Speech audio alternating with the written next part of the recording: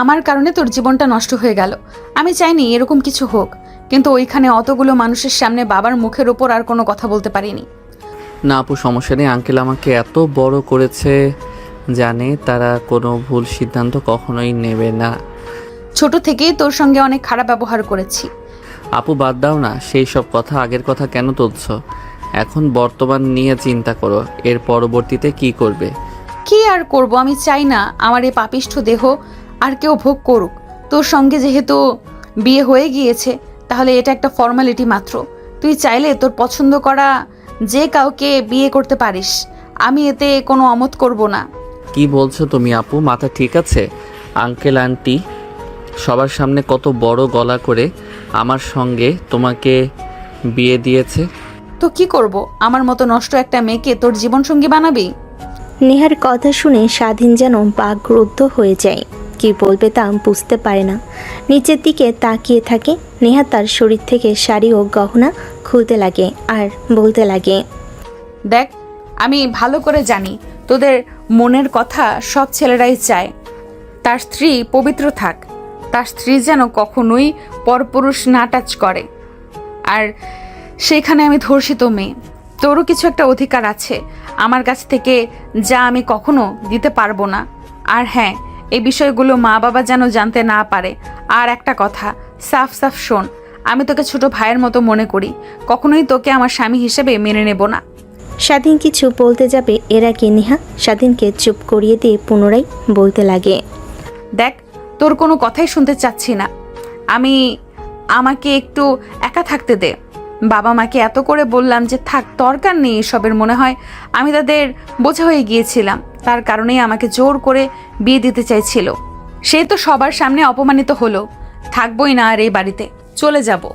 আপু কি বলছো? তোমার মাথা ঠিক আছে? তুমি চলে যাবে মানে? আর তুমি চলে গেলে আঙ্কেল আন্টি কী হবে বুঝতে পারছো? একবার আমি দেখেছি, তুমি যখন বাড়িতে থাকো না, তারা অনেক মন মরা হয়ে যায়।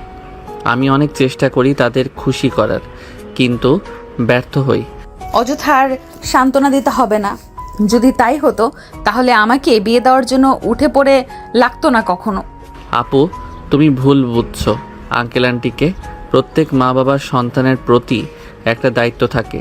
তারা তাদের সেই দায়িত্বটাই পালন করতে চেয়েছিল, কিন্তু এরকম হবে কখনো ভাবতেও পারে নাই। যা তুই এখান থেকে, আমাকে একটু একা থাকতে দে, ভালো লাগছে না কিছুই। নেহার ধমকে স্বাধীন উপরের দিকে তাকায়। দেখে নেহার শরীরে কোনো পোশাক নেই, শুধু ব্লাউজ আর ছায়া। শাড়ি নেহার দিকে একবার এগিয়ে দিতে পিছুপা হয়ে বেলকনিতে চলে যায়। আর ঘুমের মধ্যে নেহারকে দেখার চেহারাটা বারবার চোখের সামনে ভেসে আসে। স্বাধীন যতই ভুলে যাওয়ার চেষ্টা করে ততই ফিরে আসে। স্বাধীন এসবই ভাবছিল, হঠাৎ নেহা এসে স্বাধীনের পাশে দাঁড়ায়। স্বাধীন তাকিয়ে দেখে আগের অবস্থাতেই আছে নেহা। আপু তুমি এখানে? কেন? আমার বাড়ি, আমার রুম, আমার ব্যালকনি, আর আমি আসতে পারবো না নাকি? আমি সেটা বলতে চাইনি। এ অবস্থাতেই এখানে এসে দাঁড়িয়েছো, কেউ দেখে ফেলতে তো সর্বনাশ হয়ে যাবে। যাও, রুমে যাও। স্বাধীনের কথা শুনে নেহা হাসতে লাগে। পাগলের মতো হাসতে হাসতে কান্না করে দেয়। স্বাধীন অবাক হয়ে নেহার দিকে তাকিয়ে থাকে। এক পর্যায়ে নেহা হাসি থামিয়ে দিয়ে বলতে লাগে স্বাধীনের দিকে তাকিয়ে, এক সময় এই দেহটা নিয়ে জানিস অনেক অহংকার দেখাতাম, কিন্তু এখন এই দেহটা অভিশপ্ত। মনে হয় যদি আত্মহত্যা মহাপাপ না হতো, কখন আত্মহত্যা করতাম। একবার গিয়েছিলাম তো, বাট বাবা মার কথা মনে পড়লেই আর পারি নাই। আমি ছাড়া তাদের আর কে আছে? স্বাধীন অপলক দৃষ্টিতে নেহার দিকে তাকিয়ে থাকে। মেয়েটার মাঝে কেমন যেন মায়া আছে, সেটা স্বাধীন ভালো করে বুঝতে পারে। তারপর স্বাধীন নেহার হাতের উপর হাত রাখতে নেহা চমকে ওঠে। স্বাধীনের দিকে তাকাই। স্বাধীন নেহার দিকে তাকিয়ে মুচকি একটা হাসি দিয়ে বলতে লাগে, আচ্ছা, সব কিছু আগের মতো চাইলেও কি করা সম্ভব? না জানি আগে সব কিছু ফিরিয়ে দিতে পারবো না, কিন্তু নতুন করে বাঁচতে শেখাবো। পুরনো সব স্মৃতি মুছে দিয়ে নতুন করে বাঁচতে শেখাবো। জানি তা কখনোই পারবে না তো। অযথা স্বপ্ন দেখাস না। আমি এমনিতেই তোর জীবনটা নষ্ট করে ফেলেছি, আর চাই না তোর জীবন নষ্ট করতে। তুই তোর মতো আর আমি আমার মতো, কখনোই স্ত্রীর অধিকার নিয়ে যাব না তোর কাছে। কিন্তু হ্যাঁ, কখনো ডিভোর্স দিস না। আর আমার একটা রিকোয়েস্ট রাখবি, জানি না তুই আদৌ কথাটা রাখবি কি না। হ্যাঁ বলো, আমি আমার যত সম্ভব চেষ্টা করব কথাটা রাখার। আমি মা হতে চাই, আর চাই তোর সন্তানকে আগলে ধরে বাকিটা পথ চলতে। তো সন্তানের বাবার অধিকার নিয়ে কখনো যাব না তোর কাছে, খালি চাই তাকে জড়িয়ে ধরে বাকিটা পথ চলতে পারি যেন। নেহার কথা শুনে স্বাধীন কিছু না বলে নিচের দিকে তাকিয়ে থাকে। সবাই কত আনন্দ ফুর্তি করছে, কিন্তু তার মনে কোনো আনন্দ নেই। তারপরও বুকের ভেতর কেমন যেন শীতল হয়ে রয়েছে। নেহা সেদিনের প্রশ্নের অনেকগুলো জবাবের জন্য সেখানে দাঁড়িয়ে থাকে, কিন্তু কোনো উত্তর না পেয়ে সেখান থেকে নিরাশ হয়ে চলে যায়। নেহা পাশ থেকে চলে গেলে স্বাধীন তাকিয়ে দেখে, শুধুমাত্র কিছুই বলে না, নিচের দিকে তাকিয়ে থাকে। দেখে তার বাবা মা কতটা খুশি, যেন তারা বলেই গিয়েছে কিছুক্ষণ আগে কি হয়েছিল। ফ্ল্যাশব্যাক। আঙ্কেল আঙ্কেল কিছু টাকা দেবেন? অনেক দিন ধরে কিছু খাই না, অনেক ক্ষুধা পেয়েছে আঙ্কেল, প্লিজ কিছু টাকা দেন, আমার এখান থেকে কয়েকটা ব্রাশ কিনে নেন। কে তুমি বাবা? তোমার বাবা মা নেই, আর তুমি এই রাস্তার মাঝে এভাবে ব্রাশ বিক্রি করছো? এতটুকু ছেলে হয়ে যদি তোমার উপর দিয়ে গাড়ি চালিয়ে দেয় তখন কি হবে? তোমার ভাবতে পারছো একবারও? না আঙ্কেল, তা হবে না। আর এই পৃথিবীতে আমার কেউ নেই, জন্মের পর থেকে রাস্তায় বড় হয়েছি, আর ভিক্ষা করতে আমার অনেক খারাপ লাগে, তাই এক বড় ভাই কিছু টাকা দেয় আমাকে, সেই টাকা দিয়ে ব্রাশ কিনে বিক্রি করি। দেন না স্যার, বেশি না, 2টা নেন, একটা আপনার জন্য একটা ম্যাডামের জন্য, মাত্র 50 টাকা। না বাবা, আমার ব্রাশ লাগবে না, এই নাও 1000 টাকা, তুমি কিছু খেয়ে নিও। না স্যার, আমি আপনার কাছ থেকে এতগুলো টাকা নিতে পারবো না, আপনি ব্রাশ নেন, তার বিনিময়ে টাকা দেন। আরে তোমাকে আমি দিলাম উপহার হিসাবে, আমার লাগবে না, তুমি কিছু খেয়ে নিও। আর আজকে বিক্রি করার দরকার নেই। এই রোদের মধ্যে এভাবে রাস্তা রাস্তায় ঘুরেছো, অনেক কষ্ট হয় বাবা, তাই না? হ্যাঁ স্যার, অনেক কষ্ট হয়, কিন্তু কি করব, পেটের দায়ে সব করতে হয়। ঠিক তখনই জ্যাম সেরে যায়, এক এক করে গাড়ি চলতে লাগে। স্বাধীন নেহার বাবার কাছ থেকে টাকাটা নেয়, গাড়ি চালিয়ে সেখান থেকে চলে যায়। তারপর স্বাধীন একটা হোটেলে গিয়ে খাবার খেয়ে নেয়। এভাবে চলতে লাগে সেই দিনের পর দিন। প্রতিদিনে নেই জ্যামের মধ্যে ব্রাশ বিক্রি করছিল, তখনই নেহার বাবার গাড়ির গ্লাসে গিয়ে টোকা দেয়। দেখে আজকেও সেই লোকটা। স্বাধীন একটা হাসি দিয়ে সেখান থেকে চলে যেতে যাবে, তখনই পিছন থেকে নেহার বাবা ডাকতে লাগে। স্যার কিছু বলবেন? আজকে আপনার কাছ থেকে টাকা নিতে পারবো না কিন্তু। তা তো বুঝতেই পেরেছি। তোমাকে একটা কথা বলার ছিল, তুমি কি আমার সঙ্গে যাবে? তোমাকে লেখাপড়া করাবো, আর অনেক সুন্দর সুন্দর পোশাকও দেব। আমার বাড়িতে আমার ছেলের মতো বড় হবে। কি বলেন স্যার? সত্যি সত্যি আমাকে স্কুলে পড়াবেন? নতুন নতুন সুন্দর সুন্দর পোশাক দেবেন? হাসিমাখা কণ্ঠে স্বাধীন কথাটা বলে। নেহার বাবা অনেক খুশি হয় স্বাধীনের হাসি মুখ দেখে। নিমিষে স্বাধীনের হাসি মুখ থেকে হাসি হারিয়ে গোমরা মুখে বলে, না স্যার, সরি, মাফ করবেন। কিছুদিন আগে আপনার মতো একটা ভদ্রলোক আমার এক বন্ধুকে রাস্তা থেকে নিয়ে যায়। পরবর্তীতে শুনি আমার বন্ধুকে নাকি তারা চোরাচালানি করে বিদেশে পাচার করে দিয়েছে। সেখান থেকে তার চোখ, নাক, ফোকরা, কিডনি, লিভার এসব কেটে রেখে দেয় আর ওকে ফেলে দেয়। আরে বাবা, তুমি ভুল ভাবছো আমাকে। আমি শহরের নামকরা বিজনেসম্যান, আমার অনেক অনেক টাকা। আমার কেন তোমাকে চোরাচোদানি করতে যাব? চলে আমার একটা মেয়ে ছেলে নেই, তাই চেয়েছি তোমাকে বড় করব আমার ছেলের মতো করে। ভেতর এসে বস। কথাটা বলে নেহার বাবা দরজা খুলে দেয়। স্বাধীন গাড়িতে উঠে বসে। তারপর একটা শপিং মলে যায়। গাড়ি সাইড করে স্বাধীনের জন্য বেশ কিছু নতুন নতুন জামা কাপড় কিনে দেয়। স্বাধীন দেখে অনেক খুশি হয়, নেহার বাবাকে জড়িয়ে ধরে কান্না করে দেয়। নেহার বাবা স্বাধীনকে শান্ত করে রেস্টুরেন্টে গিয়ে খাবার খায়। এভাবে অনেক করে স্বাধীন অনেক খুশি হয়। নেহার বাবা অনেক ভালো লাগে। বিকেলের দিকে বাসায় নিয়ে যায় স্বাধীনকে। নেহার মা দরজা খুলে দেয়। নেহার বাবার সঙ্গে একটা ছেলেকে দেখে নেহার মা পশুর দৃষ্টিতে তাকায়। এইটা কে? হ্যাঁ, মানে তোমাকে রাতে বললাম না, একটা কিউট ছেলে দেখলাম আজ রাস্তাতে, ব্রাশ বিক্রি করছে, অনেক ভালো আর আত্মমর্যাদাও আছে। আসলে এটাই সেই ছেলে।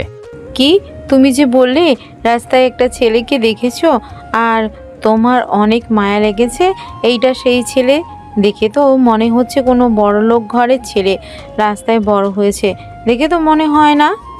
হ্যাঁ, আর ছেলেটার মাঝে কি যেন একটা আছে, অনেক মায়া, তাই নিয়ে আসলাম। আর তুমি তো মা হতে পারবে না, একে আমাদের ছেলের মতো করে মানুষ করব। মেয়েকে আর কতদিন ধরে রাখবো বলো? এক সময় বিয়ে দিয়ে তো অন্যের বাড়ি পাঠাতেই হবে। তখন আমাদের কি হবে? নেহার বাবার কথা শুনে নেহার মা সায় জানায়। তারপর স্বাধীনকে কাছে টেনে নিয়ে জড়িয়ে কপালে একটা চুমু দেন। অন্যদিকে সিঁড়ির উপর দাঁড়িয়ে নেহা সব কিছু দেখে আর রাগে ফুঁসতে লাগে। দৌড়ে নেহা তার মায়ের কাছে আসে। স্বাধীনকে সরিয়ে দিয়ে নেহা তার মাকে জড়িয়ে ধরে বলতে লাগে, মা, এই ছেলেটাকে আর তুমি একে জড়িয়ে ধরে কপালে চুমু দিয়েছো, ভুলে যেও না। শুধু তুমি আমাকে কপালে চুমু দিবে, অন্য কাউকে নয়। নেহার কথা শুনে নেহার মা বাবা সবাই হাসতে লাগে। তারপর নেহাকে স্বাধীনকে সোফায় নিয়ে বসিয়ে দেয়। তারপর বলতে লাগে, নেহামা শুনুন, আজ থেকে এটা তোমার ছোট ভাই। তুমি কিন্তু অনেক বড় একটা মেয়ে, আর একে কিন্তু ছোট কখনোই একে মারবে না, আর তুমি একে অনেক ভালোবাসবে। আমার কোনো ছোট ভাই নেই, আর তোমরা ওকে ভালোবাসবে মানে তোমরা শুধু আমাকে ভালোবাসবে, অন্য কাউকে নয়। কথা শুনে নেহার বাবা মা অবাক হয়ে যায়। দুজনেই হাসতে হাসতে নেহাকে বোঝাতে লাগে। এক পর্যায়ে বুঝতে পারে। তারপর স্বাধীনকে একটা রুম দেখিয়ে দেয়। স্বাধীন অনেক খুশি হয়। তারপর স্কুলে ভর্তি করিয়ে দেয়। নেহা স্বাধীনকে দুই চোখে দেখতে পায় না, সবসময় পেলে ওকে মারে, আরও অনেক আজে বাজে কথা বলতে লাগে। সারাদিনের খারাপ লাগলে রুমে গিয়ে দরজা আটকে দিয়ে কান্না করতে লাগে। নেহার মা বাবা কেউ জিজ্ঞেস করলে কিছুই বলে না। এভাবে কেটে যায় অনেকটা দিন। দেখতে দেখতে স্বাধীন কলেজে উঠে আর নেহা ভার্সিটিতে।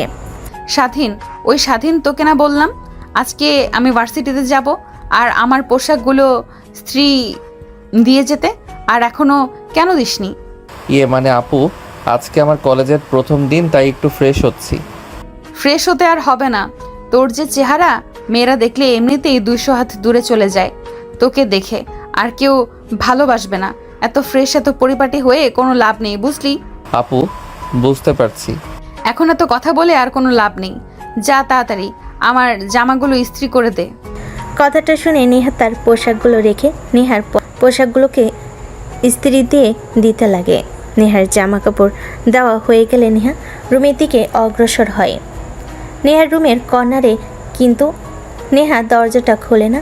হালকা ধাক্কা দিতে দরজাটা খুলে যায়। দরজা দিয়ে নেহার রুমে প্রবেশ করে। ঠিক তখনই নেহা ওয়াশরুম থেকে বের হয়, শরীরে একটা টাওয়াল পেঁচিয়ে, যা শরীরের অর্ধেক অংশ দেখা যায়। নেহা আর স্বাধীন দুজনে চিৎকার দিয়ে ওঠে। ঠিক তখনই নেহার মা উপরে উঠে আসে। নেহা তড়িঘড়ি করে ওয়াশরুমে চলে যায়। কি হয়েছে তোরা দুইজন এভাবে চিৎকার দিয়ে বাড়িটা মাথায় তুলে নিলি? না মানে আন্টি, একটা তেলাপোকা ওয়াশরুম থেকে বের হয়ে এদিকে এসেছে। আমি চিৎকার দিয়েছি, আর ওয়াশরুমে থাকলে নেহা ও চিৎকার দেয়। ধুর, ওরা দুজন পারস্য বটে। আমি ভাবলাম কি না কি হয়েছে, রান্না রেখে চলে এসেছি। কথাটা বলি স্বাধীনকে খুন্তি দিয়ে আলতো করে একটা বাড়ি দিয়ে সেখান থেকে হাসতে হাসতে চলে আসে। স্বাধীন সেখানেই দাঁড়িয়ে থাকে। নেহা দরজাটা খুলে এইদিক ওইদিক তাকিয়ে ভিতরে ঢুকে স্বাধীনের কাছে এসে ঠাস ঠাস করে থাপ্পড় লাগিয়ে দেয়। স্বাধীন নিচের দিকে তাকিয়ে থাকে। ছোট লোকের বাচ্চা, রুমে আসবি তুই নক করে আসবি না? আর তুই কি সব দেখে ফেলেছিস আমার? না আপু, কিছুই দেখিনি। আমি ওই দিকে তাকিয়েছিলাম না, অন্যদিকে তাকিয়েছিলাম। ও গড, বাঁচা গেল। অন্যদিকে স্বাধীন নিচের দিকে তাকিয়ে মুচকি মুচকি হাসতে লাগে। তারপর জামাগুলো এগিয়ে দেয়। দরজার কাছে এসে পিছনে ফিরে নেহার দিকে তাকিয়ে হাসতে হাসতে বলতে লাগে, তোমাকে মিথ্যা কথা বলেছি আপু, আমি তোমার সব দেখে ফেলেছি, আর তোমার বুকে ওই তিলটা অনেক জোস। স্বাধীনের কথা শুনে নেহা অগ্নিমূর্তি ধারণ করে। স্বাধীন সেখান থেকে আর এক মুহূর্ত না দাঁড়িয়ে দৌড় লাগে তার রুমের দিকে। নেহা স্বাধীনকে মারার জন্য স্বাধীনের পিছু নিতে লাগে। এক পর্যায়ে স্বাধীনের রুমে চলে আসে। নেহা হাঁপাতে লাগে। যে স্বাধীনের দিকে যেতে যাবে অমনি নেহার শরীর থেকে তাওয়াল খুলে পড়ে যায়। স্বাধীন বড় বড় দৃষ্টিতে তাকায়, 2 হাত দিয়ে নিজের চোখ বন্ধ করে ফেলে। নেহা তাড়াতাড়ি করে তোয়ালে পরিধান করে নেয়।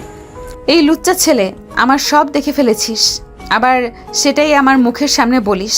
তোর এত বড় সাহস, দাঁড়া তোকে দেখাচ্ছি। আপু, তুমি আর কি দেখাবে? যা দেখার তার তো দেখেই ফেলেছি। আগে তুমি নিজেকে সামলাও। ছোট ভাইকে মারতে আসো আর তো সামলাতে পারো না। স্বাধীনের কথা শুনে নেহা অনেক লজ্জা পায়। স্বাধীনকে একটা থাপ্পড় লাগিয়ে দিয়ে সেখান থেকে চলে যায় বর্তমানে কথাগুলো ভেবেই স্বাধীনের মুখে অজান্তেই হাসি রেখা ফুটে ওঠে। ব্যালকনিতে আর না দাঁড়িয়ে রুমে এসে দেখে নেহা উপর হয়ে শুয়ে আছে। স্বাধীন বারবার নেহার কোমরের দিকে দৃষ্টি যায়, ধীরে ধীরে যেন মাতাল হয়ে যেতে লাগে। স্বাধীন প্রতিনিয়ত নিজেকে সামলাতে লাগে, কিন্তু একটা মেয়ে তার রুমে শুয়ে আছে, তার কোমর দেখা যাচ্ছে। এটা একটা ছেলেকে কাবু করার জন্য যথেষ্ট। স্বাধীন নিজেকে আর কন্ট্রোল করতে না পেরে খাটের উপর বসে পড়ে। নেহা পেছন ফিরে তাকিয়ে স্বাধীনকে দেখে। কিরে কিছু বলবি? না কিছু বলবো না, অনেক ঘুম পাচ্ছে, একটু সাইড দেবে, ঘুমাবো। কি একই বিছানায় তোর সঙ্গে ঘুমাবো? ইম্পসিবল। এই যে বালিশ নিয়ে যা, সোফায় গিয়ে ঘুমিয়ে পড়ো। ন্যাকামি করা হচ্ছে। একটু আগে বেলকনিতে কি বলে আসলেন মনে নেই? বাচ্চার মা হতে চান। এর কাছে না গেলে বাচ্চার মা কি করে হবেন এক খাটে না শুয়ে থাকলে? কি তুই কি তখন ওই কথাটা সিরিয়াসলি ভেবে নিয়েছিস নাকি? আমি তো তোর সঙ্গে জাস্ট ফান করেছি আর তোকে পরীক্ষা করতে চেয়েছিলাম তুই ছেলেটা আদৌ কেমন। আর শোন, একদমই তো কি বুঝতে পারলেন আমি ভালো না খারাপ? না, মানে তোকে যতটুকু খারাপ ভেবেছিলাম, বাট তুমি এত খারাপ না। আগে দেখতাম কলেজের মেয়েদের সঙ্গে ঘুরতে, গাড়িতে করে চলাফেরা করতে, বাট তোর মধ্যে কোনো কামনার লালসা নেই। তোর জায়গায় যদি অন্য কোনো ছেলে থাকতো তাহলে ঠিক আমার কথায় রাজি হয়ে যেত, ধ্যান ধ্যান করে চলে আসতো, কিন্তু তুই তাদের থেকে ভিন্ন। ভিন্ন না, আমি প্রত্যেক ছেলের মতোই। কি? কথাটা বলে স্বাধীন নেহাকে জড়িয়ে ধরে শক্ত করে। নেহা স্বাধীনের কাছ থেকে ছাড়া পাবার আপ্রাণ চেষ্টা করে, কিন্তু স্বাধীন নেহাকে ছেড়ে দেয় না। এক পর্যায়ে নেহা তার চোখ দিয়ে 2 ফোঁটা অশ্রু বের হয়ে পড়ে। স্বাধীনের সেই দুঃখে কোনো কিঞ্চিত পরিমাণের পক্ষে নাই। নেহার শরীর থেকে এক এক করে ছায়া ব্লাউজ খুলতে লাগে। স্বাধীন তার শরীর থেকে শেরওয়ানি খুলে নেহার উপর ঝাঁপিয়ে পড়ে। নেহা চিৎকার করতে গেলেও পারে না। স্বাধীন তার ঠোঁট দিয়ে নেহার ঠোঁট চেপে ধরে। এভাবে অনেকটা সময় পার হয়ে যায়। সেদিন ক্লান্ত হয়ে যায়, নেহার উপর শুয়ে পড়ে। ঠিক তখনই নেহা স্বাধীনকে ধাক্কা দিয়ে সরিয়ে দেয়। স্বাধীন ধাক্কার তাল সামলাতে না পেরে নিচে পড়ে যায়। নেহার দিকে ড্যাপ ড্যাপ করে তাকিয়ে থাকে। দেখে নেহা কান্না করছে। ভেবেছিলাম তুই সব ছেলেদের থেকে ভিন্ন, কিন্তু তুইও অনেক বাজে। তোর মধ্যেও কোনো মনুষ্যত্ব নেই, শুধু লোভ দেখানো অভিনয় করিস তুই। আমি ভেবেও ঘুম পাচ্ছে না, এত ভালো অভিনয় কি করে করতে পারিস? অভিনয় বলতে তুমি আমার বিয়ে করা বউ, আর আমি আমার বউয়ের কাছে যাব না তো কার কাছে যাব? আর আমার অধিকার আছে তোমাকে স্পর্শ করার। আমি তো আর ওই সকল ছেলেদের মতো তোমাকে। স্বাধীনের কথা শেষ না হওয়ার আগে নেহা উঠে এসে স্বাধীনের গালে ঠাস ঠাস করে থাপ্পড় লাগিয়ে দেয়। স্বাধীন অবাক দৃষ্টিতে তাকিয়ে থাকে। নেহা কান্না করে দিয়ে সেখান থেকে উঠে ওয়ার্ড্রপ থেকে 3 পিস বের করে ওয়াশরুমে চলে যায়। স্বাধীন সেইভাবে বসে থেকে খাটের উপর হাত দিয়ে ভাবতে লাগে। আসলে তো নেহা আকর্ষণ যে কাজটা করা আমার মোটেও ঠিক হয়নি। সে হয়তো চেয়েছিল আমাকে সে ভালোবেসে, কিংবা আমি তাকে ভালোবেসে কাছে টেনে নেব, কিন্তু আমার তার উপর এইভাবে জোর জবরদস্তি করা একদমই ঠিক হয়নি। দেখ, সামান্য কোমর দেখে নিজেকে কন্ট্রোল করতে পারলি না তুই, আর কন্ট্রোল করব কি করে? নেহা আপুকে তো দেখতে আর পরিদের থেকে কম নয়, আমার কি দোষ? কথাগুলো ভাবতে লাগে আর হাসতে লাগে। নেহা ওয়াশরুম থেকে বের হলে স্বাধীনকে হাসতে দেখে অনেক রাগ হয়। সেদিকে তাকিয়ে ড্রেসিং টেবিলের সামনে চলে যায়। স্বাধীন তড়িঘড়ি করে প্যান্ট পরিধান করে নেয়, তারপর দৌড় দিয়ে ওয়াশরুমে চলে যায়। ওয়াশরুমে গিয়ে গোসল করা শেষ হলে তখন দেখে সে সাথে সাথে কিছু নিয়ে আসে নাই। কিভাবে এখন বাইরে বের হবে? ওয়াশরুমের দরজা খুলে দিয়ে হালকা করে মাথা বের করে বলতে লাগে, মানে আমি আসলে এসেছি, সাথে কিছুই নিয়ে আসিনি। একটা যদি প্যান্ট আর তোয়ালে এটা দিতেন অনেক ভালো হতো, না হলে এখানে রাত কাটাতে হবে আমার। তো কি হয়েছে, এখানে থাক, বোঝ কেমন লাগে। আর আমার ওয়াশরুম রাস্তার থেকে অনেক ভালো। দেখেন, রাগ উঠিয়ে দিয়েন না, বলছি ভালোই তোয়ালেটা আর আমার রুম থেকে একটা প্যান্ট এনে দিন, না হলে যদি একবার বের হয়ে যায় তাহলে আবার গোসল করাবো বলে দিলাম। তোরা তো শুধু পারিস এটাই, আর কিছু কি পারিস? আচ্ছা দাঁড়া, আমি তো রুম থেকে প্যান্ট এনে দিচ্ছি। কথা বলতে বলতে দরজা খুলে দেয়। তখনই হামাগুড়ি দিয়ে রুমের মধ্যে নেহার চাচাতো বোন নেহার বান্ধবী ঢুকে পড়ে। নেহা অবাক হয়ে যায়। কিরে, তোর এখানে আর এভাবে আরবিতে কি করছিস? মানে আমরা সবাই এখান দিয়েই যাচ্ছিলাম, তাই ভাবলাম বাসর রাতে কী হয় আমাদেরও একটু জানার দরকার, তাই আর কি এখানে দাঁড়িয়ে একটু কান লাগিয়ে শোনার চেষ্টা করছিলাম, কিন্তু কিছুই তো শুনতে পেলাম না। হয়েছে, আর মিথ্যা কথা বলতে হবে না। তোরা এখানে অনেকক্ষণ ধরে দাঁড়িয়েছিলি, যা তোদের মুখ দেখে স্পষ্ট বোঝা যাচ্ছে। আর এসব আরই না পেতে আঙ্কেলকে বললেই তো পারিস তোদেরকে বিয়ে দিতে। আর সাথী চাচাকে বলবো নাকি তোকে বিয়ে দিতে? সমস্যা নেই আপু, যদি স্বাধীন বাজার মতো কিউট একটা ছেলে খুঁজে পাও তাহলে আঙ্কেলকে বলিও, আমার এতে কোনো মত নেই। আর কতদিন এভাবে সিঙ্গেল থাকবো বলো? আর তুমি তো ভালো করে জানো রিলেশন আমার দ্বারা সম্ভব নয়, সব সময় ভুল বুঝি। এর থেকে বিয়ে করে হাজবেন্ডের সঙ্গে মারামারি করলেও এতে ভালো হবে। সাথীর কথা শুনে সেইখানে থাকা সবাই হাসতে লাগে। হাসতে হাসতে সবার হামাগুড়ি খাবার উপক্রম হয়ে যায়। নেহার রাগে সাথীর দিকে তাকায়, সাথে সেইখান থেকে চলে যায়। তারপর নেহার বান্ধবী স্বাধীন আর নেহার দিকে তাকিয়ে বলে, কিরে, তুই দুলাভাইকে রেখে এত রাতে বাইরে বের হয়ে আসলি যে? আর রুমের এই বেহাল দশায় কেন? খাটের এই বেহাল দশা, বিছানা চাদর এলোমেলো, আর তোর চুল ভেজে কেন? তার মানে কি? ধ্যাৎ, তোরা কি বলিস না, একদমই উল্টাপাল্টা ভাববি না, এই বলে দিলাম। তোকে তো আমার ছোট ভাইয়ের মতো মনে করি। হয়েছে, আর অভিনয় করতে হবে না। স্বাধীন যে হট, আর দেখেছি তো, একবার লুকিয়ে 6 প্যাক আছে, একবার গেঞ্জি পরে এসেছিল ফিটিং। তুই কেন ওখানে? যে তোর মেয়ে থাকলে যে কোনো কেউই পাগল হয়ে যেত। আচ্ছা বাদ দে, এনজয় কর। আমরা এখন আসি। চল চল, সবাই চল। নেহা এখন এনজয় করবে, আমাদের এখান থেকে ওদের ডিস্টার্ব দিতে কোনো লাভ হবে না। কথাটা বলে নেহার বান্ধবীরা সেখান থেকে চলে যায়। নেহার অনেক রাগ হতে লাগে, কিন্তু তারপরও কেন জানি অনেক ভালো লাগে। রুমের সামনে আর না দাঁড়িয়ে স্বাধীনের রুমে চলে যায়। স্বাধীনের ওয়াশরুম থেকে প্যান্ট, টি শার্ট আর গামছা নিয়ে আসে। রুমে দরজা লাগিয়ে দিয়ে দেখে স্বাধীন এখনও ওয়াশরুমের দরজা দিয়ে মাথা বের করে তাকিয়ে আছে। নেহা স্বাধীনের কাছে গিয়ে হাতে গামছা, প্যান্ট, টি শার্ট দিয়ে আসতে যাবে, অমনি ফ্লোরে পানি থাকায় পিচ্ছিল হয়ে যায়। পা পিছলে পড়ে যেতে যাবে, অমনি স্বাধীন বের হয়ে নেহাকে ধরে ফেলে। ঠিক আছে না, আপনি কিছুতে হয়নি, আঘাত লাগেনি তো? স্যার বলছি স্যার, এইভাবে এই খালি শরীর নিয়ে বাইরে আসছিস তো স্মরণ করছে না? এখন যদি কেউ রুমে চলে আসে তখন কি হবে? দেখ, তুমিও না, রুমে কি আসতে যাবে? সবাই জানে রুমে ইউক্রেন আর রাশিয়ার যুদ্ধ হচ্ছে, তাই সবাই বিপদসীমার বাহিরে আছে। ইউক্রেন আর রাশিয়ার যুদ্ধ, তাই না? তারা তোকে দেখাচ্ছি যুদ্ধ কি হয়, কত প্রকার আর কিভাবে হয়। কথাটা বলে নেহা দৌড়ে ঝাড়ু হাতে নেয়। স্বাধীন দৌড়ে ওয়াশরুমে চলে যায়, দরজা লাগিয়ে দেয়। নেহা বাইরে থেকে বক বক করতে লাগে। স্বাধীন ওয়াশরুমে গিয়ে প্যান্ট, টি শার্ট পরিধান করে গামছা মাথায় দিয়ে চুল মুছতে লাগে। অনেকটা সময় পর বাইরে মাথা বের করে দেখে নেহা রুমে নেই। স্বাধীন স্বস্তির নিঃশ্বাস ফেলে বাইরে বের হয়ে রুমে দরজাটা লাগিয়ে পিছন ফিরতে দেখে নেহা দাঁড়িয়ে আছে, হাতে ঝাড়ু। স্বাধীন কি করবে বুঝতে পারে না, দৌড়াতে লাগে। নেহা স্বাধীনের পিছু পিছু দৌড়াতে লাগে আর ঝাড়ু দিয়ে মারতে লাগে। এভাবে অনেকটা সময় পার হয়ে যায়। নেহা আর স্বাধীন দুজনেই দৌড়াদৌড়ি করে ক্লান্ত হয়ে যায়। দুজনেই খাটের উপর শুয়ে পড়ে। দুজন দুজনের ঘন ঘন নিঃশ্বাসের স্পষ্ট শব্দ শুনতে পায়। রুমের মধ্যে চিনচিন নীরবতা বিরাজ করে। এভাবে কখন যে ঘুমিয়ে যায় বুঝতে পারে না। সকালবেলা স্বাধীনের ঘুম ভেঙে যায়। দেখে আশপাশ থেকে আজানের ধ্বনি ভেসে আসছে। স্বাধীন উঠে পড়ে ওয়াশরুমে যায়, ফ্রেশ হয়ে আসে। দেখে নেহা উঠে চোখ কসলাচ্ছে আর হাম দিচ্ছে। কিরে, এত তাড়াতাড়ি সকাল হয়ে গেল? সবে তো মাত্র ঘুমোলাম, অনেক ঘুম পাচ্ছে। লাইট অফ করে দে তো। লাইট অফ করবো মানে? যান, এখন ওয়াশরুমে ফ্রেশ হয়ে আসেন, নামাজ পড়বো, ফজরের আজান দিয়েছে। হ্যাঁ, যা পরে নিব, এখন ঘুমাতে দে। রাতে ঠিকমতো ঘুমাতে পারি নাই কিন্তু।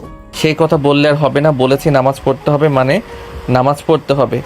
এই পর্যন্ত, যে পর্যন্ত নামাজ না পড়বেন সে পর্যন্ত আমি লাইট অফ করবো না। অন্যদিকে নেহার মা আর বাবা দুজনে নেহাদের রুমে পাশ দিয়ে যাচ্ছিল। হঠাৎ এত সকালে লাইট অন থাকায় বুঝতে পারে না দরজায় কান লাগাতেই স্বাধীন নেহার কথাবার্তা শুনতে পায়। আর মা বাবা হাসতে হাসতে তাদের উপরে চলে যায়। তারপর নেহার বাবা সোফায় বসে বলতে লাগে, জানো নেহার মা, আমি হয়তোবা মেয়েটার জীবনসঙ্গী হিসেবে স্বাধীনকে বেছে নিয়ে কাজটা ঠিক করেছি। কারণ একমাত্র তোমার মেয়েকে কন্ট্রোল করতে পারবে স্বাধীন, তাছাড়া অন্য কেউ একদমই পারবে না। কিন্তু নেহা ওই বিষয়ের পর থেকে অনেকটা চেঞ্জ হয়ে গিয়েছে, আগের মতো আর অহংকার করে না। কিন্তু দেখেছো, জানি না স্বাধীনকে আগেও মেনে নিতে পারবে কিনা। আমাদের উচিত ছিল নেহার মত জানার। কি করতাম হ্যাঁ? সবার সামনে অপমানিত হতে হতো। যদি তখন জোরে সোরে না বলতাম, আমার মান সম্মান কোথায় যেত একবারও ভেবে দেখেছো? ফ্ল্যাশব্যাক। পুরো বাড়িটা লাইটিং দিয়ে আচ্ছাদিত, চারপাশটার আনন্দে পরিপূর্ণ, সবাই হাসি খুশি। তার মাঝে একজনের মুখে বিন্দুমাত্র হাসি, তার মাঝে একজনের মুখে বিন্দুমাত্র খুশি আসেনি। অনেকগুলো প্রাইভেট কার বাড়ির মধ্যে প্রবেশ করে, সবাই খুশি হয়ে সেদিকে এগিয়ে যায়। বরকে বরণ করে স্টেজে বসিয়ে দেয়। এক এক করে খাবার পর্ব শেষ হয়ে যায়। সবাই খাবার খেয়ে বিয়ের কাজ শুরু করতে যাবে, অমনি বরের বাবা বলে ওঠে, এই বিয়ে হবে না। আর কাজী সাহেব, আপনি বিয়ে পড়ানো বন্ধ করুন। আর এই তুই উঠে পড়। এই বিয়ে তোকে করতে হবে না। তোকে এর থেকে ভালো মেয়ের সঙ্গে বিয়ে দেব। ভাই সাহেব, কি বলছেন আপনি? মাথা ঠিক আছে আপনার?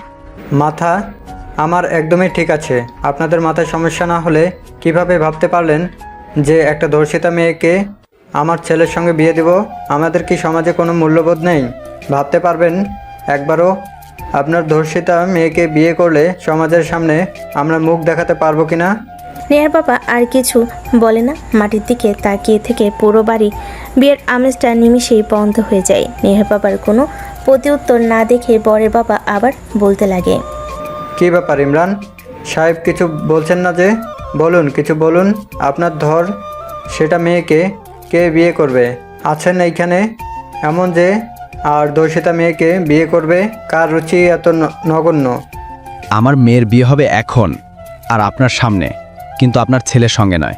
আর কি বলছেন, আমার মেয়ে কি কেউ বিয়ে করবে? এখন বললে 1000টা ছেলের লাইন দাঁড়িয়ে যাবে। আর আপনি কি বলছেন এসব? আপনি দাঁড়ান, আপনার আর আপনার ছেলের সামনে আমার মেয়ের বিয়ে হবে। বাবার সামনে বড় গলা করে কথাটা তো বলেই ফেললেন। এখন দেখি কে আপনার ধর্ষিতা মেয়েকে বিয়ে করে। বাবা, স্বাধীর, এদিকে এসো তো। হ্যাঁ আঙ্কেল, কিছু বলবেন? হ্যাঁ বলবো, আমার মেয়েকে বিয়ে করবে তুমি। আর আজকে সবার সামনে এই জানোয়ারের বাচ্চা তুই ওঠ, দেখ তোর সামনে আমার মেয়েকে বিয়ে দেব। আর মিস্টার জায়েদ শিকদার, কাজটা আপনি মোটেও ঠিক করেননি। কিভাবে সবার সামনে অপমান না করলেও আমাকে আর আমার মেয়েকে পারতেন। আর দেখেন, আমার মেয়েকে কেউ বিয়ে করবে না কথাটা বললেন না, নিমেষের মাঝেই দেখেন আমার মেয়েকে আপনার চোখের সামনে বিয়ে দেব। আর কাজী এসে বিয়ের কার্যক্রম শুরু করেন। বরের জায়গাটাই শুধু স্বাধীন। আর যদি বাবার নামটা খুব জানার ইচ্ছা হয় তাহলে নিজের নাম লিখে দিয়েন। নেহার বাবার কথা শুনে সবাই অবাক হয়ে যায়। তারপর কাজী সাহেব বিয়ের কার্যক্রম শুরু করে দেয়। স্বাধীন কিছু বলতে পারে না। তারপর নেহার বাবার মান সম্মান রক্ষাতে সবার সামনে রাজি হয়ে যায়। কাজী সাহেব বলতেই স্বাধীন কবুল বলে দেয়। কি হয়েছে জায়েদ খান, আপনি তো অনেক বড় বড় কথা বলেছেন আমার মেয়েকে কেউ বিয়ে করবে না। এখনই কি দাঁড়িয়ে দাঁড়িয়ে দেখার ইচ্ছে করছে, নাকি ঘাড় ধাক্কা দিয়ে গার্লস থেকে বের করে দেব? ভালোই আপনার আত্মীয়স্বজন নিয়ে এখান থেকে চলে যান, যদি আপনার মান সম্মানটা রাখতে চান। আমার আবার মানুষত্ব আছে, সবার সামনে বড় গলা করে বলতে পারতাম, বাট আমার মধ্যে বিবেক আছে, তা করব না। চলে যান এখান থেকে। নেহার বাবার কথা শুনে সেখান থেকে বরের বাবা আর তার সাথে আসা সবাই চলে যায়। নেহার বাবা সোফায় বসে মাথায় হাত দিয়ে চিন্তা করতে লাগে। স্বাধীন গিয়ে নেহার বাবার পাশে বসে পড়ে, তারপর বলতে লাগে, আঙ্কেল চিন্তা করবেন না, যা হবার তা তো হয়ে গেছে। আর নেহা ম্যামের তো এখানে কোনো হাত নেই। ওই জানোয়ারের বাচ্চারা তো চারটা, আর না বললাম ওদের সাথে ওরা একদিন দেখবেন ধানের জয় পাবে। হ্যাঁ বাবার, জানি। আর তোমাকে অনেক অনেক ধন্যবাদ সবার সামনে রাজি হওয়ার কারণে। আর জানি না তুমি অন্তত নেহাকে মেনে নিবে কিনা, তোমার থেকে সিনিয়রও। বাকি কথা বলতে না দিয়ে স্বাধীন পুনরায় বলতে লাগে, আঙ্কেল রাস্তা থেকে তুলে এনে বড় করেছেন, লেখাপড়া করিয়েছেন, আপনাদের ঋণ কখনোই শোধ করতে পারবো না, এটা ভালো করে জানি। পরিশেষে নেহা ম্যামকে বিয়ে করে যদি সামান্য পরিমাণ ঋণ শোধ করতে পারি, আমার কাছে অনেক কিছু। আর আমি মনে করি আমার জন্য যাও ভালো হবে, আপনি তাই করবেন। স্বাধীনের কথা শুনে নেহার বাবার অনেক ভালো লাগে। নেহা সেখানে আর না থেকে রুমে চলে আসে। তারপর নেহার বাবা একটা প্যাকেট স্বাধীনকে দিয়ে দেয়। স্বাধীন প্যাকেটটা হাতে নিতে নেহার বাবা বলে, আর শেরনি পায়জামা এগুলা রুমে গিয়ে পরিধান করে নাও, তোমাকে দেখে কেউ বলতে পারবে না আর বুঝতে পারবে না এখন তুমি আমার মেয়ের জামাই। কথাটা বলে নেহার বাবা হাসতে লাগে। স্বাধীন সেখান থেকে উঠে রুমে চলে যায়। বর্তমান এখন আল্লাহর কাছে দোয়া করি যেন দুজনকে একত্র করে রাখে। ছোট থেকে তো দেখে এসেছি দুজন দুজনার যেন শত্রু। এখন কি হয়েছে হয়। ধ্যাত, তুমি এমনি এমনি চিন্তা করছো। দেখো, সব ঠিক হয়ে যাবে। আর একে অপরকে ছাড়া এক মুহূর্ত থাকতে পারবে না। আমার কথার সঙ্গে তুমি মিলিয়ে নিও একদিন। তাই যেন হয়, এই দোয়াই করি। আর ঘুমাবো না, আজান দিয়েছে, নামাজ পড়ে তারপর ঘুমাই। হুম। অন্যদিকে নেহা নামাজ পড়বে না। স্বাধীন হাত ধরে নেহাকে খাট থেকে কোলে তুলে নিয়ে ওয়াশরুমে এসে দাঁড় করিয়ে দেয়। নেহার মুখে পানি মারতেই নেহার ঘুম দূর হয়ে যায়। নেহা উঠে স্বাধীনের দিকে রাগী দৃষ্টিতে তাকিয়ে থাকায় স্বাধীন মুচকি একটা হাসি দিয়ে অজু করতে বলে নেহা অজু করে নেয়। তারপরে ওয়ার্ড্রোব থেকে জায়নামাজ বের করে বিছিয়ে দেয়। নেহাকে দাঁড় করিয়ে স্বাধীন সামনে দাঁড়িয়ে পড়ে, নামাজ পরিধান করে নেয়। নামাজ পড়া শেষ হলে স্বাধীন পিছন ফিরে তাকিয়ে দেখে নেহা তার দিকে ড্যাপ ড্যাপ করে তাকিয়ে আছে। কি হয়েছে, এভাবে তাকিয়ে আছো কেন? নামাজ পড়া হয়েছে? না কিছু না, আর নামাজ শেষ। ভালো, চলো বেলকনিতে গিয়ে দাঁড়াই। কি না, একদমই না। আমার একটুও ভালো লাগছে না। রাতে তো ঠিকমতো ঘুমাতে দেয়নি, এখন আবার জোর করে উঠে নামাজ পড়লে। এখন অন্তত আমাকে শান্তিমতো ঘুমাতে দাও। আচ্ছা ঠিক আছে, বুঝতে পারছি। চলো বেলকনিতে গিয়ে দাঁড়াই। যদি মাইন্ড আর মন ভালো না হয়, ঘুম যদি তোর থেকে উড়ে না যায়, তখন আমাকে বল। স্বাধীনের কথা শুনে নেহা মজা নেয়।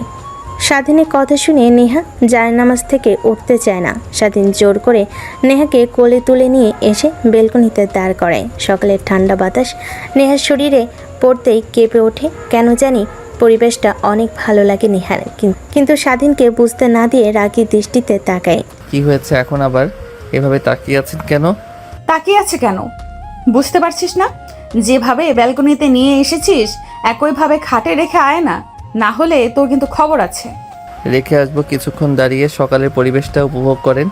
এই সময় তো আমার অনেক ভালো লাগে, নামাজ পড়ে বেলকনিতে দাঁড়িয়ে আশেপাশে সেটা দেখতে অনেক ভালো লাগে। দেখেন না ওই ছেলে বাচ্চাগুলো টুপি মাথায় দিয়ে হাতে কায়দা নিয়ে কোথায় যাচ্ছে, বলতে পারবেন?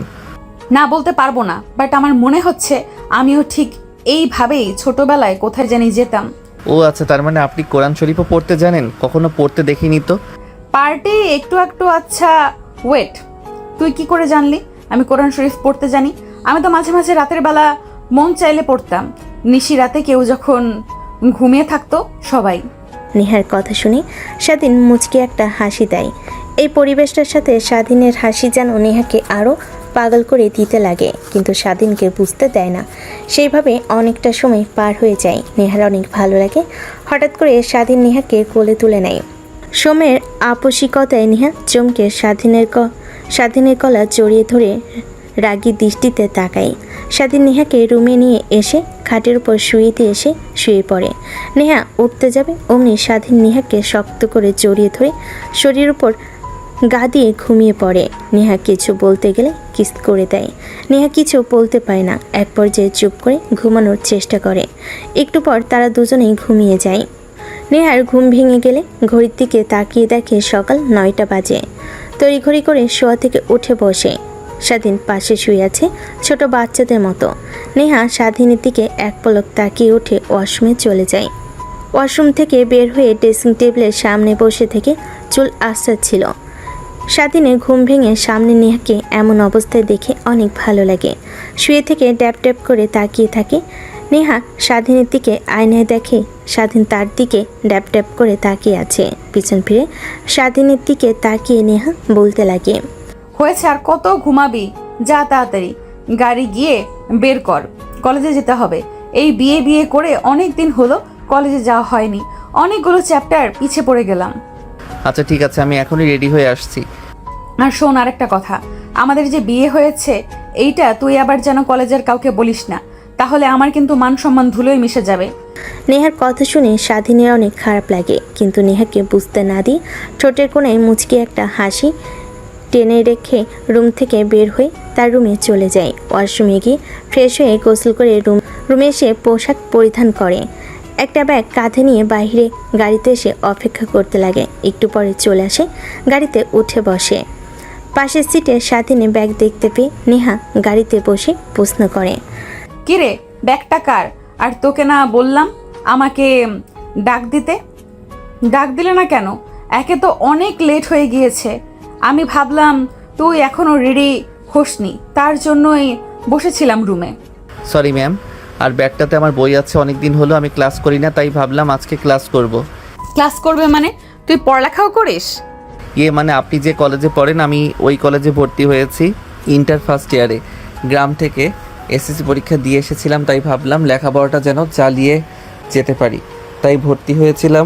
ক্লাস করা হয়েছে 2-1 বার আপনার চোখ ফাঁকি দিয়ে, তাই ভাবলাম এখন তো ফ্রি, তাই আর কি। আচ্ছা ঠিক আছে, তা বুঝতে পারছি। এখন মন দিয়ে গাড়ি চালা, আর আমি ফোন করলেই চলে আসিস। বেশিক্ষণ ক্লাস করব না, জাস্ট বান্ধবীদের সঙ্গে দেখা করে আসব আর নোটগুলো নিয়ে আসব। স্বাধীন মাথা দিয়ে হ্যাঁ বোঝায়। তারপর সেখান থেকে সোজা কলেজ পার্কিং লটে গাড়ি রেখে নেহা তার ক্লাসরুমে, স্বাধীন তার ক্লাসরুমে চলে যায়। স্বাধীন ক্লাসরুমে গিয়ে বসতেই পাশে তাকিয়ে দেখে একটা ছেলে বসে আছে, খাতে কি যেন লিখছে। স্বাধীন কৌতূহল নিয়ে ছেলেটাকে প্রশ্ন করে। আচ্ছা, তুমি মনোযোগ দিয়ে কি করছো? আর বলিও না ভাই, কালকে স্যার একটা ম্যাথ করতে দিয়েছেন, ক্লাসের কেউ পারেনি, আমিও পারি নাই, তাই ম্যাথটা তুলে নিয়ে গিয়েছিলাম। রাতভর চেষ্টা করেছি, তাও পারি নাই। এখন চেষ্টা করছি, দেখি পারি কি না। যদি পারি স্যার অনেক বাহবা দিবে। ও আচ্ছা, দেখি আমিও ম্যাথটা পারি কি না। ছেলেটা কৌতূহল নিয়ে স্বাধীনের দিকে তাকায়। বেশ কিছুক্ষণ তাকিয়ে থাকার পর বলতে লাগে। তুমি কে? তোমাকে তো চিনতে পারলাম না। আমি তো প্রত্যেক দিন নিয়মিত ক্লাস করি, বাট তোমাকে কখনো তো দেখি নাই। ভর্তি হয়েছি, বাট ক্লাস করতে খুব একটা আশা হয়নি। মাসে 1 বার কি 2 বার এসেছি, তাই হয়তো দেখোনি আমাকে। ও আচ্ছা, তাই হবে বোধ হয়। আর এই নাও, দেখো তো পারো কি না। তারপর স্বাধীন ম্যাথটা দেখে বুঝতে পারে অনেক কঠিন, বাট সে পারবে।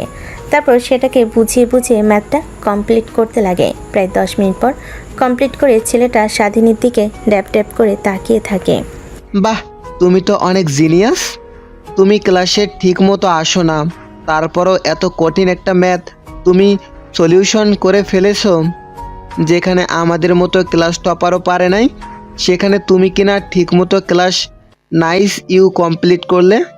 ক্লাসে না আসলে কী হবে? আমি প্রত্যেক দিন রাতের সময় পেলে বই খুলে একটু পড়ি, বাট খুব একটা মনোযোগ দিতে পারে না, সব সময় কাজ করতে হয়। আচ্ছা বাদ দাও। তারপর স্বাধীন আর ছেলেটা দুজনের সঙ্গে কথা বলতে লাগে। ক্লাস টাইম শুরু না হয় স্যার এখনও ক্লাসে আসেনি। একটু পর ক্লাসরুমের বাইরে থেকে অর্থাৎ মাঠ থেকে অনেক হট্টগোল শোনা যায়। সবাই কৌতূহল নিয়ে বাইরে বের হয়। তাদের পিছু পিছু স্বাধীনও ছেলেটাও বাইরে চলে আসে। স্বাধীন বাইরে এসেই তো অবাক হয়ে যায়। একটা ছেলেকে জুতা দিয়ে মারছে আর চারিদিকে গোল করে সবাই তাকিয়ে তাকিয়ে শুধু তামাশা দেখছে। স্বাধীন দৌড়ে নিচে চলে যায়, ভিড় ঠেলে নেহাকে বের করে নিয়ে আসতে লাগে। অনবরত বলতে লাগে। কুত্তার বাচ্চা, ওর অত বড় সাহস, তুই আমাকে বাজে প্রস্তাব দিস? তোর মতো ছেলে আমার পায়ের জুতা সাফ করারও যোগ্য না, আর তুই কিনা আমাকে উল্টোপাল্টা কথা বলিস। আজ তোর একদিন কি আমার একদিন। এই তুই ছাড় ওকে, আমি দেখে নিব। আরে ম্যাম, পাগল হয়েছেন নাকি? আপনি ওর মতো বকাটে ছেলেকে এভাবে অপমান করলেন। ও যদি প্রতিশোধ নেয়। আগে তুই আমাকে ছাড়। ওর কত বড় সাহস আমাকে আজে বাজে কথা বলে। নেহা ছেলেটাকে আজে বাজে কথা বলতে লাগে। স্বাধীন বাধ্য হয়ে নেহার মুখ চেপে ধরে কলেজের পিছে নিয়ে গিয়ে একটা গাছের নিচে বসিয়ে দেয়। নেহা অনবরত হাঁপাতে লাগে। স্বাধীন নেহার দিকে তাকিয়ে থাকে। ম্যাম, আপনি কি পাগল হয়েছেন? আপনি তোকে চেনেন? এই কলেজের বকাটের ছেলে, ও মেয়েদের ডিস্টার্ব করে। ওর বিরুদ্ধে যদি কোনো মেয়ে প্রতিবাদ করে তাহলে তার কি অবস্থা হয় সেটা তো আপনি ভালো করে জানেন। আপনি কেন অযথা ওর সঙ্গে লাগতে গেলেন ম্যাম? তুই চুপ কর। সব মেয়ে চুপ করে থাকে বলে আমিও চুপ করে থাকবো এমনটা মোটেও করব না। আমিও কম না, আমাকেও চেনে না। ওর পাওয়ার হয়তো থাকতে পারে, বাট আমার থেকে বেশি না। আমি কাউকে দেখাই না, ভালোভাবে চলাফেরা করি, তার মানে এই না যে আমার বাবার সম্পদ কম। নেহা অনবরত পটপট পটপট করতে লাগে। স্বাধীনের খারাপ লাগতে লাগে, কিন্তু কিছু বুঝতে না দিয়ে স্বাধীন তার ব্যাগ থেকে পানির বোতল বের করে নেহার দিকে এগিয়ে দেয়। নেহা ঢক ঢক করে পুরো পানির বোতল সাবার করে ফেলেন। ম্যাম শান্ত হন। আর কি হয়েছে আপনার? কখনো তো আপনাকে কলেজে এভাবে রাগান্বিত হতে দেখিনি। ওরা জানতে পারছে আমার বিয়ে ভেঙে গিয়েছে, বাট তোর সঙ্গে বিয়ে হয়েছে এটা জানে না, আর রেপ হয়েছে এটা তো ওর আগে থেকেই জানে। তাই বাজে প্রস্তাব দিয়ে বলে আমি যেন তাদের সঙ্গে উল্টোপাল্টা কাজ করি, কারণ আমার কখনো তো বিয়ে হবে না, আমার তৃপ্তি যেন ওরা মিটিয়ে দেয়। এইসব কথা বলতে লাগে। বল, এইসব শুনে কারোর মাথা ঠিক থাকতে পারে? হ্যাঁ ম্যাম, বুঝতে পারছি। তাই বলে ছেলেগুলোকে ওইভাবে মারা একদমই ঠিক হয়নি। কলেজের প্রত্যেককেই দেখেছেন। এখন ওরা যদি আপনার উপর আক্রমণ করে তখন কি হবে ভাবতে পারছেন একবারও? যা হবার তাই হবে। এখন চল, বাসায় যাব, ভালো লাগছে না, মুডটাই নষ্ট করে দিয়েছে। ভাবলাম অনেক দিন পর কলেজে এসে বান্ধবীদের সঙ্গে আড্ডা দেব, তা আর হলো না। কথাটা বলে নেহা উঠে দাঁড়ায়। নেহা আগে আগে যেতে লাগে। স্বাধীন পিছে পিছে গাড়ির কাছে এসেই স্টার্ট দিতে যাবে, অমনি ছেলেগুলো হকি স্টিক নিয়ে গাড়ির সামনে এসে দাঁড়ায়। নেহা ভয় পেয়ে গুটিসুটি মেরে গাড়ির মধ্যে বসে থাকে। ম্যাম, এখন কি করব? ওরা তো এখন গাড়ির ভাঙচুর করবে আর সামনে দাঁড়িয়ে আছে। ওদের উপর দিয়ে তো আর গাড়ি চালিয়েও যেতে পারবো না। ফুল স্পিডে ওদের উপর দিয়ে গাড়ি চালা, দেখবি ওরা এমনিতেই সরে যাবে।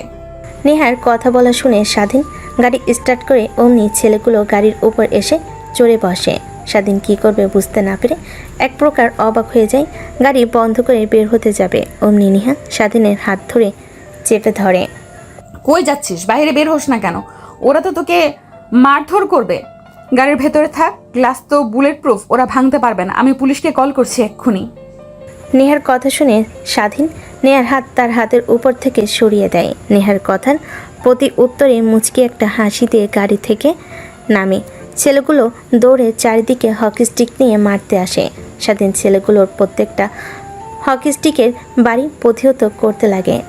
এক প্রকার একটা ছেলেকে নাকে ঘুষি দিতে ছেলেটা দূরে গিয়ে পড়ে যায়। এক এক করে প্রত্যেককেই একই ধরনের মারতে লাগে। কলেজের সবাই উপস্থিত হয়ে যায়। সবাই তাকিয়ে তাকিয়ে শুধু মুভি দেখার দৃশ্য দেখতে থাকে। কলেজের সবাই উপস্থিত হয়ে যায়। সবাই তাকিয়ে তাকিয়ে শুধু মুভি দেখার দৃশ্য দেখছে, কেউ কিছু বলছে না। এক পর্যায়ে সবাই মাটিতে লুটি হামাগুড়ি খেতে লাগে। স্বাধীন ওইখানে আর না দেরি গাড়িতে উঠে স্টার্ট দিয়ে বাড়ির দিকে যেতে লাগে। নেহা অবাক দৃষ্টিতে স্বাধীনের দিকে এক ধ্যানে তাকিয়ে থাকে। তুই আসলেই কি আর ওই ছেলেগুলোকে একা এইভাবে মারলি নাকি? অন্য কেউ ছিল নাকি? চোখের ভুল, আমি ভুল দেখলাম। দ্যাট ম্যাম, আপনিও না শুধু শুধু মস্করা করছেন। তুই এতগুলো ছেলের সঙ্গে কিভাবে একাই ফাইট করলি? আমার মাথাতে কিছুই ঢুকছে না। যেখানে কিনা পুরো কলেজের সবাই ওদের বিরুদ্ধে দাঁড়াতে ভয় করে, আর সেখানে তুই একাই ওদের মারতে মেরে কুপকাত করে মাটিতে ফেলে দিয়েছিস। ম্যাম, আমি গ্রামের ছেলে, গ্রামের টুকটাক ফাইটিং শিখেছিলাম। বন্ধুরা মিলে একটা গ্যাং তৈরি করেছিলাম। আমাদের গ্রামে অনেক চুরি হতো, ডাকাতি হতো। তার প্রতিরোধ করার জন্য এক পর্যায়ে সবাই ভয় পেয়ে আমাদের গ্রামে আর ডাকাতি চুরি করতে আসে নাই। সেই অভিজ্ঞতা এখন রয়ে গিয়েছে। আচ্ছা, বুঝতে পারছি। নেহার সঙ্গে কথা বলতে বলতে গাড়ি এসে বাড়ির সামনে দাঁড় করে। নেহা নেমে পড়ে। স্বাধীন পার্কিং লটে গাড়ি রেখে বাসার মধ্যে ঢুকতে যাবে, অমনি সাই করে 3টা গাড়ি বাসার ভিতর প্রবেশ করে। দেখে মাঝখানে গাড়ি থেকে নেহার বাবা দৌড়ে বের হচ্ছে। স্বাধীনকে দেখতে পেয়ে নেহার বাবা দৌড়ে এসে জড়িয়ে ধরে বলতে লাগে, বাবা, তোমাকে অনেক অনেক ধন্যবাদ আমার মেয়েকে বাঁচানোর জন্যে। তুমি কলেজে কি করেছো, নেহা কি করেছে সব আমার কানে এসেছে। আমি আগে থেকেই বলেছিলাম তোর বডিগার্ড লাগবে, বডিগার্ড রাখবা। ও আমার কথা একদমই শোনে না। ও বারবার বলে যে আমি সাধারণ মানুষের মতো চলাফেরা করি। আর যদি তুমি না থাকতে তাহলে ওর কী হতো বাবা, বুঝতে পারছো? আঙ্কেল, আমি তো আছি নাকি? আর আমার সামনে দিয়ে আমার স্ত্রীকে কেউ গায়ে হাত দিবে, আমি এটা তাকিয়ে তাকিয়ে দেখব, ওদের জ্যান্ত মাটিতে পুঁতে রাখবো।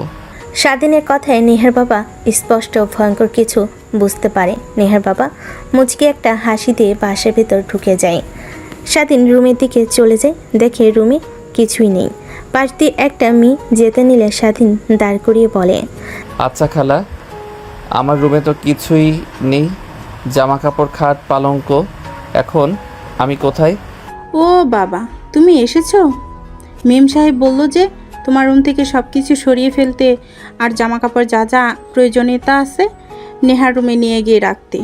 তাই সবাই সেই রুমে নিয়ে গেছে। এখন থেকে তো নেহার রুমই তোমার রুম, তাই না? ও ও আচ্ছা।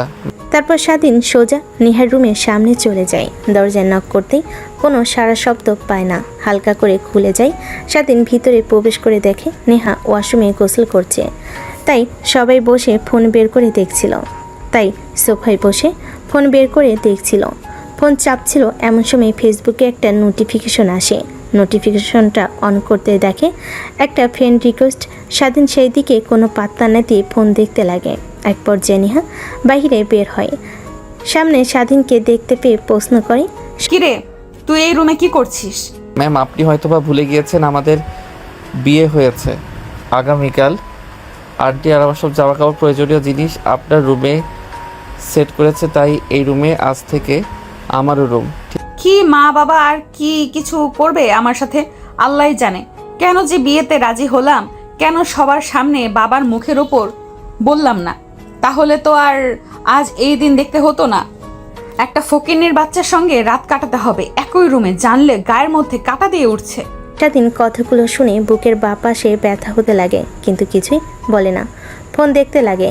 নেহা তারপর পোশাক পরিবর্তন করে খাটের উপর গিয়ে শুয়ে পড়ে। স্বাধীন উঠে আলমারি খুলে দেখে এক এক করে পোশাক রাখা। স্বাধীন পোশাক আর তোয়ালে নিয়ে ওয়াশরুমে চলে যায়। নেহা মুচকি একটা হাসি দেয় আর আনমনি ভাবতে লাগে, দেখি কতদিন এই অবহেলা সহ্য করতে পারো, আর কতদিন আমাকে তোমার কাছে না নিয়ে দূরে দূরে রাখো। আমার মনে হয় না যে আমাকে ছেড়ে তুমি চলে যাবে। আবার ভয় হয় যদি চলে যাও, কিন্তু পরীক্ষা তো করতে হবে। আবার যদি সব ছেলেদের মতো আমার বাবার সম্পত্তির দিকে নজর দাও, তখন কি হবে? আচ্ছা, ও কি আমাকে ভালোবাসে নাকি? যদি ভালো না বাসতো তাহলে রাতে ওগুলো কি ছিল? ধ্যাৎ, কিছুই মাথায় নিতে পারছে না। বের হোক, ওকে পরীক্ষা করব। নেহা ভাবতে লাগে কি বলা যায়। এমন সময় খট করে দরজা খুলে বাইরে বের হয় স্বাধীন। নেহা সেদিকে তাকিয়ে চোখ ফেরাতে পারে না। স্বাধীনের শরীরে এখনও টপ টপ করে পানি বের হচ্ছে। শরীরের প্রতিটা ধরন যেন লোমহতর, দৃষ্টি কেমন যেন লাগতে লাগে, যেন স্বাধীনকে কাছে পেলে সে খুব লেখাবে এমন। স্বাধীন আয়নার দিকে তাকিয়ে দেখে নেহা তার দিকে ট্যাপ ট্যাপ করে তাকিয়ে আছে। স্বাধীন সেদিকে কোনো ভ্রুক্ষেপ না দেখে পোশাক পরিধান করে নেয়। স্বাধীন রুম থেকে বের হতে যাবে, অমনি পিছন থেকে নেহা বলতে লাগে, দেখ, তুই আর আমি ভালো করে জানি যে আমাদের সম্পর্কটা কখনোই মিলন হবার নয়, তো অযথা এই সম্পর্কটা টিকে রাখার কি দরকার বল? ঠিক বুঝতে পারলাম না ম্যাম, কি বুঝতে চাচ্ছেন আপনি? দেখ, আমি বলতে চাচ্ছি যে সম্পর্কটা কখনো পূর্ণতা পাবার নয়, সেই সম্পর্কটা রেখে কি লাভ? আর আমি তো তোকে কখনো আমার স্বামী হিসেবে মেনে নিব না। ঠিক তুইও জানিস কখনো এই ধর্ষিতা মেয়েকে তোর স্ত্রী হিসেবে মানবি না, এটা আমি ভালো করেই জানি। তাই বলছি কি, আমাদের মধ্যে এই সম্পর্কটা না রেখে ডিভোর্স নিয়ে দেখ। ডিভোর্স কথাটা শুনে আবার এই ভাবিস না যে তোকে বাসা থেকে বের করে দেব। আমার বাবার ছেলের মতন মনে করে তোকে আমাদের কোম্পানিতে একটা চাকরি দিয়ে দেব। আপনারা যা ইচ্ছে তাই করবেন, বাট আমি আপনাকে ডিভোর্স দিতে পারবো না। কারণ ম্যাম আর স্যার আমাকে হাত জোর করে বলেছে আপনি যত যাই বলুন না কেন আমি যেন আপনাকে ডিভোর্স না দেই। আরও বলেছে যে কিছুদিন হলে আপনি এমনিতেই সব কিছু মেনে নেবেন। কি বাবা মা কি বলছে? আচ্ছা, আমি শুনে আসছি। কথাটা বলে নেহা পড়তে যাবে, দরজা দিয়ে বের হতে নেবে, অমনি স্বাধীন নেহার হাত চেপে ধরে টান দিয়ে নেহাকে তার কাছে নিয়ে আসে। পিছু পিছু দরজা লক করে দেয়। নেহা অবাক হয়ে স্বাধীনের দিকে প্রশ্নসূচক দৃষ্টিতে তাকায়। এসব কি হচ্ছে স্যার? আমাকে স্যার বলছিস? আমাকে স্যার বলিস না হলে আমি কিন্তু চিৎকার দেব। চিৎকার দিয়ে কোনো লাভ নেই, সবাই ভাববে যে আমরা উল্টাপাল্টাগুলো কাজ করছি। আর দেখি দেন তো চিৎকার। নেহা চিৎকার দিতে যাবে, নেহার ঠোঁটের সঙ্গে ঠোঁট লাগিয়ে চুষতে লাগে। প্রায় 5 মিনিট পার হয়ে যায়। নেহাকে খাটের কাছে নিয়ে গিয়ে ফেলে দেয়। নেহা খাটের উপর পড়ে যায়। স্বাধীন তার শরীর থেকে টি শার্ট খুলে ফেলে। নেহা সেই দিকে তাকিয়ে থাকে। মোটেও ভালো হবে না বলছি। আমার উপর জোর করা এর শাস্তির তোকে কিন্তু হারে হারে টের পাবো আমি। যা করার তা করবো, এখন অন্তত বাসর রাতটা করি। কথাটা বলে স্বাধীন নেহার উপর ঝাঁপিয়ে পড়ে। স্বাধীনের প্রত্যেকটা স্পর্শে নেহাই কেঁপে কেঁপে উঠতে লাগে। তার চোখ দিয়ে 2 ফোঁটা অশ্রু বের হতে লাগে, আর ঠোঁটের কোণায় এক চিমটি হাসি রেখা ফুটে ওঠে। স্বাধীন সেদিকে তাকিয়ে নেহার চোখ থেকে অশ্রু মুছে দিয়ে হাসি মাখা কণ্ঠে নেই তার বুকের সঙ্গে জড়িয়ে ধরে বলতে লাগে, দেখো, আমি ভালো করে জানি কেন আমাকে আপন করে নিতে চাচ্ছেন না। আপনি আপনার অতীত নিয়ে আমি কখনোই আপনাকে প্রশ্ন করব না। আমি ফিউচার নিয়ে আর বর্তমান নিয়ে ভাবতে চাই, আর আমি এও জানি আমাকে আপনি অনেক ভালোবাসেন। কে বলেছেন আমি তোকে ভালোবাসি? আপনার কথা বলার ধরন, হাঁটা চলা সব কিছু দেখে আমি বুঝতে পারি। আর আরও চোখে আমার দিকে বারবার তাকিয়ে থাকায়, এটা আপনি যতই বোঝেন না কেন আমি তাকাই না, বাট সার্বক্ষণিক আমি আপনাকে আমার নজরদারিতে রাখি। আমি আরও এও জানি যে আপনার ফোনের গ্যালারি ওপেন করলে যতগুলো না আপনার ছবি আছে, এর থেকে বেশি আমার ছবি আছে। স্বাধীনের কথা শুনে নেহা অবাক দৃষ্টিতে তাকাতেই স্বাধীন নেহার উপর থেকে উঠে দাঁড়িয়ে শার্ট প্যান্ট পরিধান করে বলতে লাগে, লুকিয়ে লুকিয়ে ছবি তোলেন, আবার সেইগুলো মাঝে মাঝে ফ্রন্ট স্ক্রিনে রাখেন। কল আসলে সব দেখতে পাই, এক এক দিনে এক একটা পিক দেখতে পাই। এ ধারায় ধারণা পেয়ে গিয়েছি যে আমি ধ্যাত, ধরাই পড়ে গেলাম। ভেবেছিলাম যে আমি তোকে আমার ভালোবাসার কথা প্রকাশ করব না, দেখবো কতদিন এভাবে আমাকে আগলে রাখতে পারিস, কিন্তু সত্য জেনেই গেলি। ও সরি, তুই করে বলে ফেলেছি। এখন থেকে নো তুমি, নো আপনি, শুধুমাত্র তুমি বলে ডাকবো। কথাটা বলে স্বাধীন নেহাকে তার কোলে তুলে নেয়। নেহা লজ্জা পেয়ে যায়, স্বাধীনের বুকে মুখ লুকায়। স্বাধীন নেহাকে কোলে তুলে ওয়াশরুমে গিয়ে দুজনই ঝর্ণা নিচে ভিজতে লাগে। ভিজতে ভিজতে গোসল করতে লাগে। আর আমাদের সামনে এগিয়ে কোনো লাভ নেই, ওরা যা করার করুক। যদি আর জানতে ইচ্ছে করে তাহলে বিয়ে করে নিন, সব জানতে পারবেন। সব থেকে ভালো একটা বুদ্ধি। আল্লাহ হাফেজ।